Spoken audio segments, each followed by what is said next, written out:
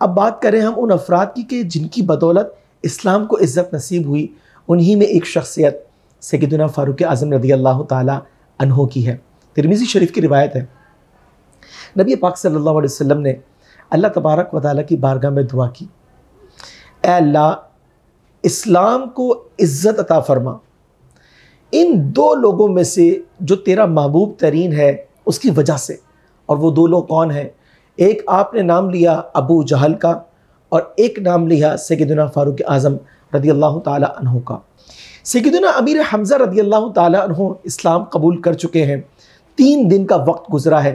اللہ تبارک و تعالیٰ نے اس دعا کا اثر جو ہے وہ ظاہر فرما دیا۔ سیدنا فاروق اعظم رضی اللہ تعالی عنہ دار ارقم کی طرف آتے ہیں، جو کہ مسلمانوں کا پہلا مرکز ہے، جہاں پر آپ صلی اللہ علیہ وسلم تبلیغ اسلام فرمایا کرتے تھے۔ سیدنا فاروق اعظم رضی اللہ تعالی عنہ جب تشریف لائے، لوگوں نے دیکھا کہ جناب آپ آ رہے ہیں، تو فوری طور پر جو ہے صحابہ کرام علیہم رضوان جو ہے وہ سنبھل کر بیٹھ گئے کہ اب پتہ نہیں فاروق اعظم رضی اللہ تعالیٰ عنہ کیا کرتے ہیں آ کر کے۔ آپ جب تشریف لائے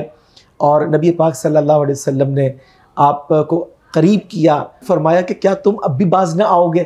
اور آپ نے پیارے آقا صلی اللہ علیہ وسلم کے اس انداز کو دیکھ کر کے کلمہ شہادت پڑھا اور ایمان قبول کر لیا۔ تو نبی کریم صلی اللہ علیہ وسلم کی یہ جو دعا تھی کہ یا اللہ جو تیرا محبوب بندہ ہے ان دونوں میں سے اس کے سبب تو اسلام کو عزت عطا فرما، اس میں ہمیں 3 باتیں معلوم ہوئی۔ پہلی بات یہ کہ آپ مراد رسول ہیں،